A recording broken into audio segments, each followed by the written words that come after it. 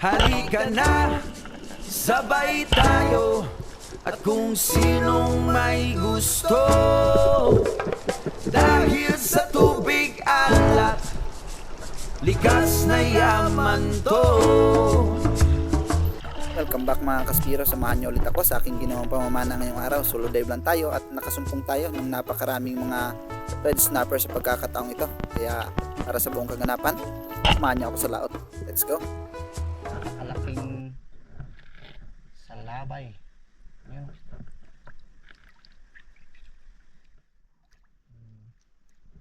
Durugin.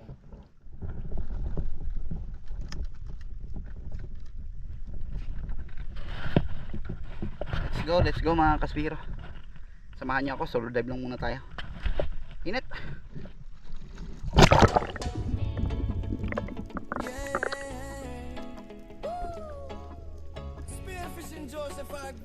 Yes, pati ito mga kaspiro, habang nagbibiyahe kasi tayo gamit yung bangka kanina ay meron ako nadaanan ng mga kapirasong bato. Kaya hindi ko ito pinalampas, malinaw din naman kasi at napakakalmado pa ng panahon. At dito sa unang sisid ko, bago pa tayo nagsagawa ng pag-ambush ay meron ako nakita ditong red snapper. Yun nga lang ay biglang nawala sa aking paningin, kaya hinahanap ko kung nasaan siyang sulok.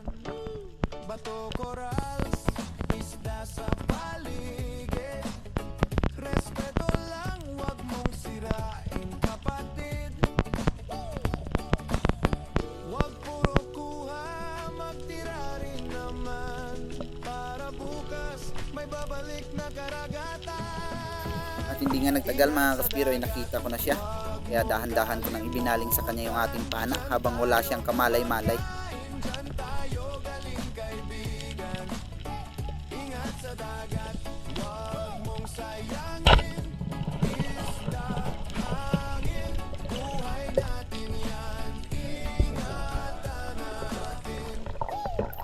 Napaka-curious niya. Umarap pa sa atin bago ko pinana mga kaspiro, pero kung sa ibang mga bahura ito ay malamang sumirit na ito malayo sa atin. Sadyang hindi talaga bulabog ang bahura na ito. Kaya sana ay makadagdag pa tayo dito.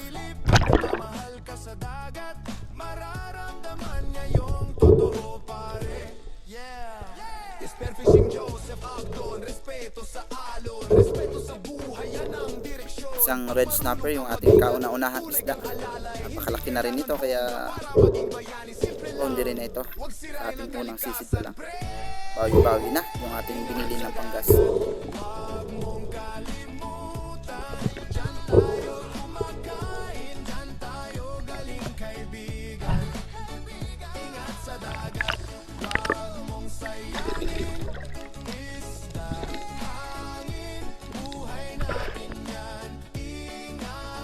Sinamantala muna natin mga kaspiro habang pa-high tide pa yung dagat dahil malinaw pa yung visibility. Mamaya nito paglantong na at aksyon na ng pagpa low tide ay malabo na ito.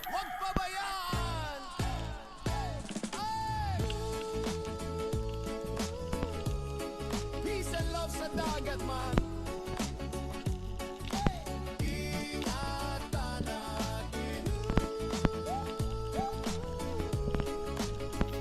Napakalalaki sana ng mga red snapper na yon at mayroon pang isang kasamang kitty. Kalmado lang sila habang papalayo, talagang hindi lang talaga ako nila napansin. Sinubukan ko mag-fish call at nag-ambush baka sakaling bumalik, pero bigo na tayo mga kaspiro. Kaya hinayaan na lang natin ito. Huwag abusuhin ang biyaya. Dagat ay buhay, kaya ingatan natin to, brad. Marami pala itong magkakadikit na mga maliliit na bahura mga kaspiro, kaya tinatawid-tawid ko na lang at naghahanap tayo ng pwede nating mapana hanggang sa mayroon akong nasalubong ditong putian.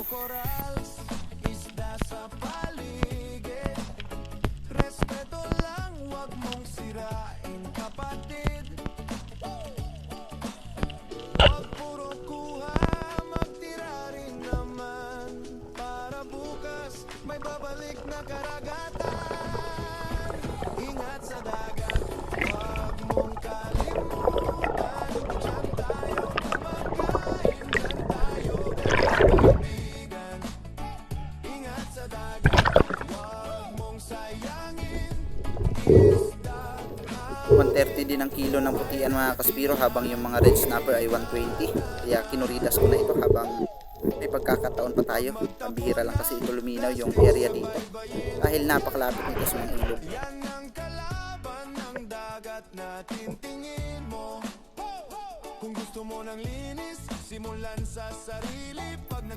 Dalawang malalaking red snapper muli ang aking nasumpungan dito mga kaspiro. Kaya lang ay sa kasamaang palad nakabitaw ito. Medyo na bandang ibaba yung ating patama ng pana. Tunay kang alalay, hindi kailangan bongga para maging bayani. Simple lang, huwag sirain ang kalikasan, pre. Ingat sa dagat, huwag mong kalimutan. Sayang, malaki na pa naman sana. May nadamay pang maliit na isda. Ingat sa dagat, huwag mong sayangin. Isda, hangin, buhay natin yan. Ingatan natin. Plano ko sanang silipin yung bato na pinasukan ng red snapper mga kaspiro, pero meron ako nakita ditong pwedeng panain, isang Spanish plug, kaya hindi na natin ito pinalampas pa. Huwag pabayaan!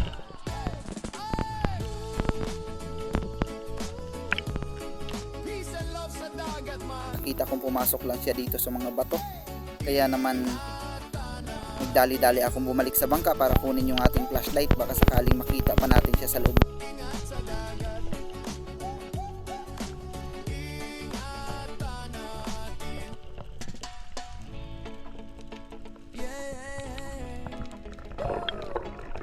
Spearfishing Joseph Agdon, tara na brad.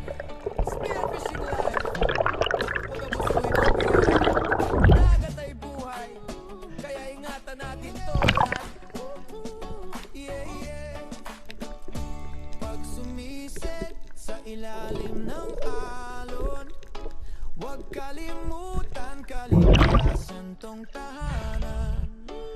Bato, corals, isda sa paligid. Respeto lang, wag mo. Dalawang guma lang yung ating niload mga kaspiro, para kung sakaling makita natin siya sa loob ng bato ay pwede agad nating mapana. Pero bigo na ako na mahanap pa siya. Kaya bago ako tuluyang lumutang, pinana ko na lang itong surgeon fish na kanina pang umaaligid sa atin. Diyan tayo kumakain, diyan tayo galing kaibigan. Ingat sa dagat, wag mong sayangin. Isda, hangin, buhay natin yan. Ingatan natin. Wag magtapon ng plastic sa baybayin. Yan ang kalaban ng dagat natin. Tingin mo, kung gusto mo ng Mukhang umuhugot na itong pahibas mga kaspiro o pa low tide. Bahagya ng lumalabo yung area. Spearfishing Joseph Agdon, respeto sa alon, respeto sa buhay, yan ang direksyon. Pag marunong kang mag-ingat, tunay kang alalay, hindi kailangan bongga. Meron ako napansin sa hindi kalayuan na 3 pirasong mga putian mga kaspiro, pero mukhang mga undersized pa ang mga ito, hanggang sa mapansin kong mayroon palang Barchic coral trout na nakabagay lang dito sa buhangin. Malapit lang sa atin, kaya ito na yung ating pinana.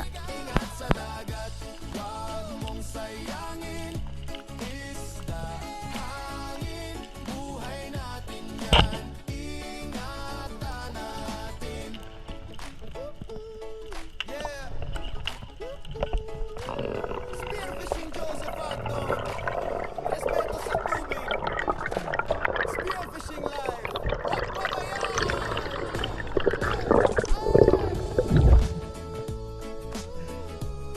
Peace and love sa dagat, man.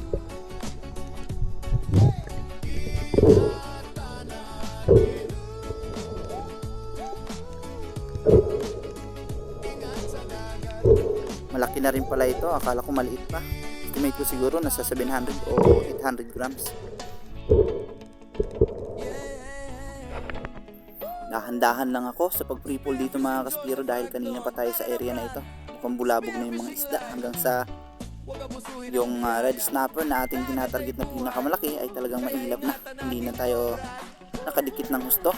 Kaya naman hinintay ko na lang yung maliit at ito na lang natin pinana. Sa ilalim ng alon, huwag kalimutan kalikasan tong tahanan. Bato, koral, isda sa paligid. Respeto lang, huwag mong sirain kapatid. Huwag puro kuha, magtira rin naman. Para bukas may babalik na karagatan. Ingat sa dagat, huwag mong kalimutan. Diyan tayo kumakain, diyan tayo galing kaibigan. Ingat sa dagat. Shoutout kay Sir Darius, Family Copisteo and Family. Ganon din kay Bro Marcelo Bernaldez, kay Mang Pamila B, kay Bro Raymond Lau. Hanggang sa ating pagpapatuloy mga kaspiro, mayroong putian na talagang dumikit na ng gusto sa atin, kaya hindi ko nakalabitan. Hintay ko munang makalayo siya ng bahagya para maiunat natin yung ating kamay. Mabuti na lang ay hindi ako nagmadali sa pagpana dito, dahil sa paglingon ko sa kaliwa ay mayroon palang red snapper, kaya agad tayong nag-change ng target. Spearfishing Joseph Agdon, respeto sa alon, respeto sa buhay, yan ang direksyon. Pag marunong kang mag-ingat, tunay kang alalay, hindi kailangan bongga para maging bayani. Simple lang, pagsirain ang kalikasan. Habang patanghali na ay palabo na rin ng palabo yung visibility ng dagat mga kaspiro. Kumakain, dyan tayo galing kaibigan. Ingat sa dagat, huwag mong sayangin. Shoutout po kay Sir Romel Navarrete, ganoon din kay Bon Portales, kay J. Gabinar Fishing, kay Leopoldo Orsal and family ng Quezon City, ganoon din kay Ma'am Marilu. Maraming salamat po. Respeto sa tubig.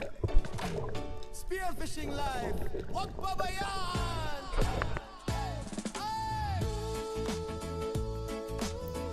Next time mga kaspiro, pumunta ako sa kabilang rawis dahil medyo malinaw pa dito kumpara doon sa tinatambayan ko kanina.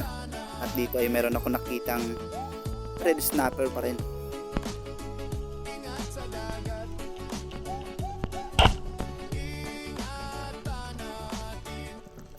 Mabuti na lang inabot pa rin sa ating pahabol na tera. At syempre maraming salamat kay Ariel Larias.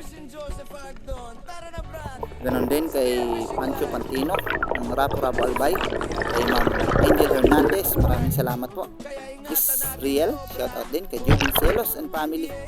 Ganon din kay Joel Mulihar. Maraming salamat po sa suporta. Siyempre lalong-lalo na sa Lumugdang family sa pangunguna ni Sir Felix Lumugdang, Jay Port, Jason, Kent Josh, kay Ethan, Jess Caleb, from Sir Felix Lumugdang, maraming salamat po. Ronald Dimbudo, shoutout din kay Jude Oliva, Dennis De La Cruz ng family ng Naay Cavite. Fishing May Hobby Official, maraming salamat. Butch Kasumpang. At syempre maraming salamat din kay Winifred Trellis, kay Roberto Patalagsa,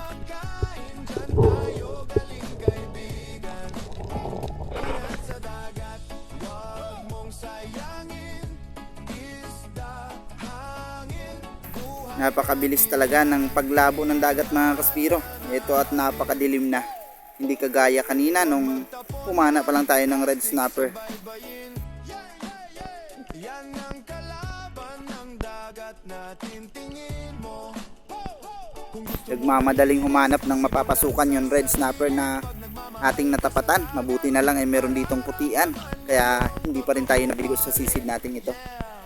Spearfishing Joseph Agdon, respeto sa alon, respeto sa buhay, yan ang direksyon. Pag marunong kang mag-ingat, tunay kang alalay, hindi kailangan bongga para maging bayani. Simple lang, huwag sirain ang kalikasan, pre. Ingat sa dagat. Patuloy lang tayo sa pagtsatsaga mga kaspiro, kahit na medyo malabo na yung visibility, at least pwede pa naman pagtsagaan, kaya tuloy-tuloy pa rin tayo. Siyempre maraming salamat din kay Larry Lacachero, ganoon din kay Cedric Di Tumal, maraming salamat po. Gin Somo Crancudo, kay Federico Jober, maraming salamat. Ng Barangay Kaputikan, Talavera, Nueva Ecija, Maraming salamat din kay Sir Marcelo Bernaldez, ganoon din kay Danilo at Jude Phil sa Dalim. Shout out din kay Sir Modesto Paul, Asyong Sandara, maraming salamat po. Romel Reyes at kay Jervy Bulaon. Peace and love sa dagat man.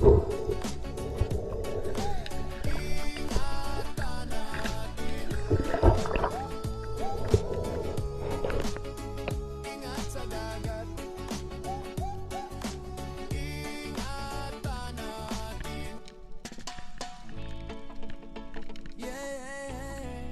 Napakabilis ng pahibas, kaya napakabilis din lumabo ng bahura dito malapit sa mga ilog. May putian sana akong papanain, mabuti na lang gumalaw itong red snapper kaya napansin natin. Ingatan natin to, brad. Pag sumisid sa ilalim ng alon. Yari na Sir Benroyo, yung ating masarap na sinigang. Kaya lang kailangan natin ng pera, kaya pambenta lang muna ngayon at wala pang mag-aasikaso sa bahay dahil kasalukuyang mayroong ginaganap dito sa amin na foundation. Kaya si Mrs. ay masyadong abala sa pag-aasikaso sa barangay hall. Maraming salamat din kay Edie Moradas, ganon din kay Neron Ryan Insinso, kay Eduardo Yunson. Siyempre kay Armando Suaverdes, ganon din kay Noel Cowers, Julito Cuesta, Jupit Cahildo, maraming salamat. Welbeck Mendoza, Noy Bolet Saldivar, maraming salamat po. Kay Joel Antonio, ganun din kay Rubin Lara, at kay Taurus na bagong subscribers natin. Maraming salamat po. Sana ay mag-enjoy kayo sa video natin. Plastic sa baybayin. Yan ang kalaban ng dagat natin. Tingin mo, kung gusto mo ng linis, simulan sa sarili. Pag nagmamahal ka sa dagat, mararamdaman niya. Kadalasan tanong sa atin mga kaspiro ay kung magkano yung sit-up ng ating spear gun na ginagamit. Pero si Sir Darius Pamadeco Pistejo po ng left-handed bully ang nakakaalam dahil siya po ang nag-sponsor sa atin ng ating pana na ginagamit. Maraming salamat kay Sir Darius Pamadeco Pistejo. Ingat sa dagat, huwag mong kalimutan. Diyan tayo kumakain, diyan tayo galing kaibigan. Ingat sa dagat, huwag mong sayangin.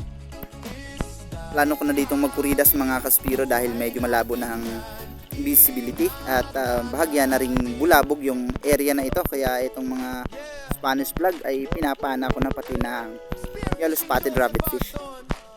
Respeto sa tubig. Spearfishing life. Huwag pabayaan.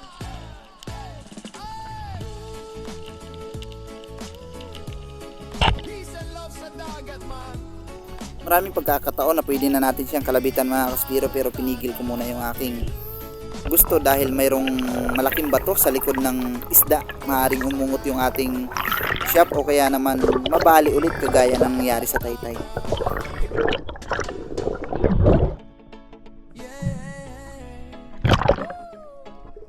Spearfishing Joseph Agdon. Tara na, brad. Spearfishing life. Kapusuhin ang biyaya. Dagat ay buhay. Kaya ingatan natin to, brad. Pag sumisid sa ilalim ng alon, huwag kalimutan kalikasan tong tahanan. Bato, corals, isda sa paligid.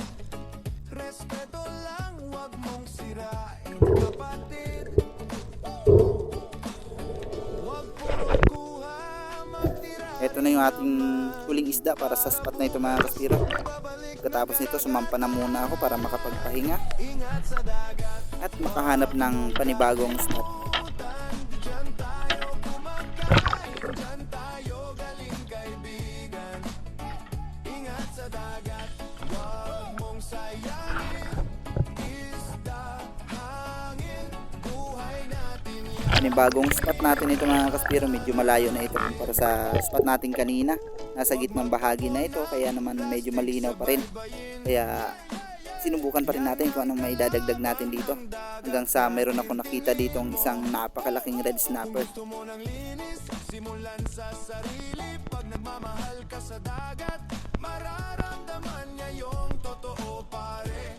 Yeah. Spearfishing Joseph Agdon, respeto sa alon, respeto sa buhay, yan ang direksyon. Pag marunong kang mag-ingat, Pinasok niya sa loob ng bato mga kaspiro. Mabuti na lang ay lumabas din agad. Hindi na rin tayo pinahirapan pa sa pagtanggal. kasan pre. Ingat sa dagat, wag mong kalimutan. Diyan tayo kumakain, diyan tayo galing kaibigan. Ingat sa dagat, wag mong sayangin. Isda, hangin, buhay natin yan. Ingatan natin. Yeah. Spearfishing Joseph Agdon, respeto sa tubig. Spearfishing life, huwag pabayaan. Ito yung higit na bukod tangi sa laki sa lahat ng mga nahuli nating red snapper ngayong araw. Peace and love sa dagat man.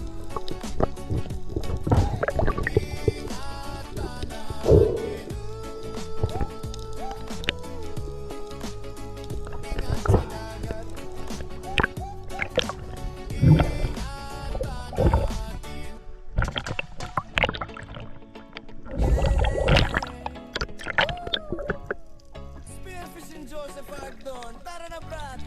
Spearfishing life. Huwag abusuhin ang biyaya. Dagat ay buhay, kaya ingatan natin to, Brad. Yeah, yeah. Pag sumiset sa ilalim ng alon, huwag kalimutan kalikasan tong tahanan. Bato ko Next dive mga kaspiro, patusin na natin itong yellow spotted rabbit fish. ito lang, huwag mong sirain kapatid. Huwag puro kuha, magtira. Akala ko hindi na babalik, mabuti na lang nagkaroon pa rin tayo ng pagkakataon para tuluyan nating mapana yung isa. Ingat sa dagat, huwag mong kalimutan. Diyan tayo kumakain, diyan tayo galing kaibigan. Ingat sa dagat, huwag mong sayangin. Isda, hangin, buhay natin yan. Ingatan natin. Huwag magtapon ng plastic sa baybayin. Yan ang kalaban ng dagat natin, tingin mo. Kung gusto mo ng linis, simulan sa sarili. Pag nagmamahal ka sa dagat, mararamdaman niya yung totoo pare. Yeah. Spearfishing Joseph Agdon, respeto sa alon, respeto sa buhay, yan ang direksyon. Pag marunong kang mag-ingat, tunay kang alalay. Hindi kailangan bongga para maging bayani, simple lang. Huwag sirain ang kalikasan, pre. Ingat sa dagat, wag mong Nakadagdag din tayo dito ng 2 pirasong isda. Isang malaking red snapper at saka yellow dot, yellow spotted rabbit fish. Kaya lipat naman tayo. buhay natin yan. Ingatan natin. Yeah. Spearfishing Joseph Agdon, respeto sa tubig. Spearfishing life, huwag pabayaan. Last spot natin ito mga kaspiro at sana makadagdag pa tayo dito. Peace and love sa dagat man. Ingatan natin. May putian akong napansin, medyo malabo na sa bandang ibaba kaya hinintay ko na lang dito sa bandang itaas na bahagi ng bahura.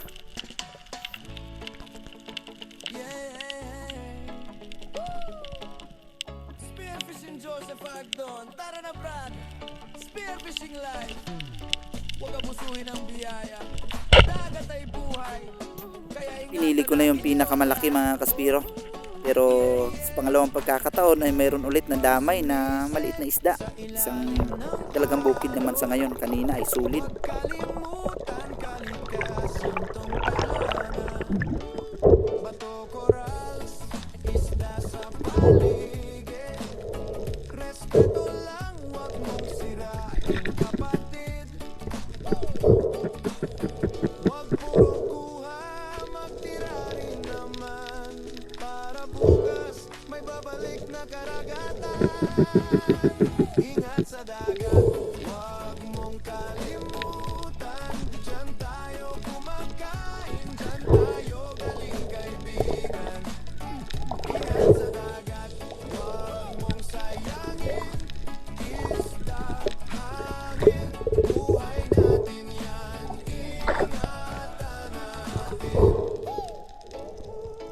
magtapon ng plastic sa baybayin. Yan ang kalaban ng dagat natin, tingin mo. Kung gusto mo ng linis, simulan sa sarili. Pag nagmamahal ka sa dagat, mararamdaman niya yung totoo. Pagkatapos kong mahuli yung huling isda natin para sa araw na ito mga kaspiro, ay nagmadali na rin ako sa pag-uwi para hindi tayo maabutan ng low tide. Para maging bayani, simple lang. Huwag sirain ang kalikasan, pre.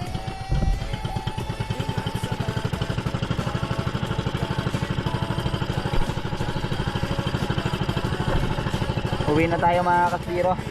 May biyaya na rin naman tayo. At malabo na. Kaya kasunod na araw naman o kaya bukas.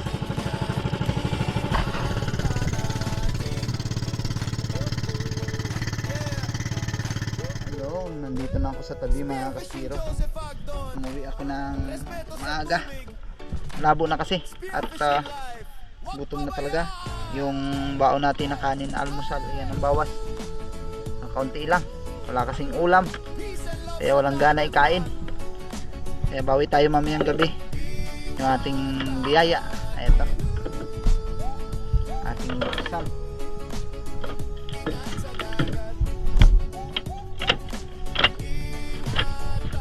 Yun.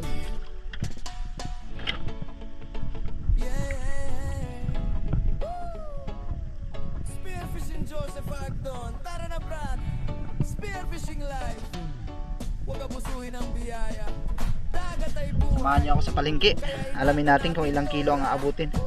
Tuhugin ko lang, hindi pa natin naibabara yung bangka natin sa floaters niya dahil hibas pa. Hindi pwedeng hindi maibara ito mamaya dahil malakas ang ulanin. Ayan. Mahirap magbaba ng gabi para maglimas ng bangka. Kaya ibabara natin ito mamaya kapag medyo malaki na yung dagat, babalikan ko na lang siya. 6 na piraso pala yung ating red snapper.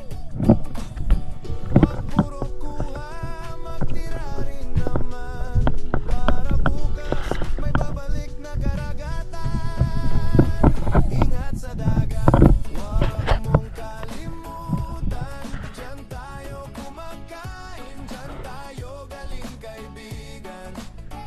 Ingat sa dagat, huwag mong sayangin.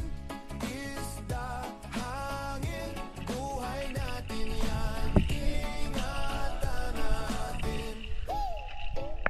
Huwag magtapon ng plastic sa baybayin. Yan ang kalaban ng dagat natin, tingin mo. Kung gusto mo ng linis, simulan sa sarili. Pag nagmamahal ka sa dagat, mararamdaman na yung totoo, pare. Yeah. Spearfishing Joseph Agdon, respeto sa alon, respeto sa buhay, yan ang direksyon. Pag marunong kang mag-ingat, tunay kang alalay. Hindi kailangan bongga para maging bayani, simple lang. Huwag sirain ang kalikasan, pre. Ingat sa dagat, huwag mong kalimutan. Diyan tayo kumakain, diyan tayo galing kaibigan. Ingat sa dagat, huwag mong sayangin. Isda, hangin, buhay natin yan. Ingatan natin. Yeah. Spearfishing Joseph Agdon, respeto sa tubig. Spearfishing live, huwag pabayaan.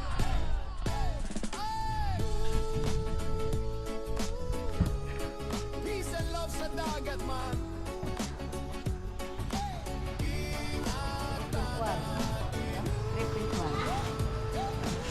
Lagi siguro ang isa ng buwan. Yun doon ba? Sige, sama mo naman ito, Tik. Doon na lang pala ang masarap sa inihaw. Yun. Kung ano, sa marap? Kadlitan po at saka sa maral. Kalitan? Ayun. Sarap inihaw. Tataba pa man ito. Kaya nga po. Malasa pa naman yan sa inihaw. Pero sa tinula, hindi ano. Yan talaga yung play niya. Ihaw eh.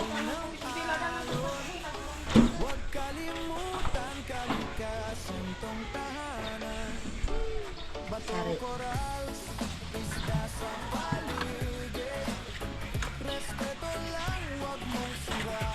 Ito ulam ko na to. Ikaw lang pa ah. Wala kay pang sudan. Nakakuha ka na? Yan yan, ito yung pang ulam ko yung dalawa na yan. Dalawa. Ah, ito? Ah. 2.4. Kasi ito, tataba eh. Yan.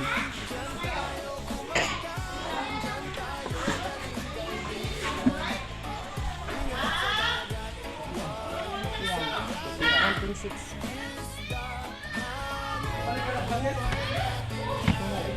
Suno. 60 grams. Ayun, nandito na tayo sa bahay mga kaspiro. Yung ating pinaiwan, isang surgeon at isang yellow spotted, pinadala ko sa taas para sila na magluto. Dahil si Mrs. baka gabi pa yun uuwi dahil mayroon foundation dito na ginaganap at kailangan nilang mag-practice at nang sa ganun ay mayroon silang maihahandang sayaw sa darating na foundation. Ito yung ating kinita mga kaspiro.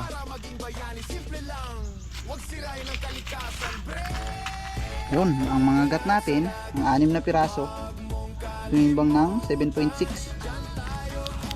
times 120, 912 ang bayad. At ang sari, 80 ang kilo, 2.4 yung saging-saging yan.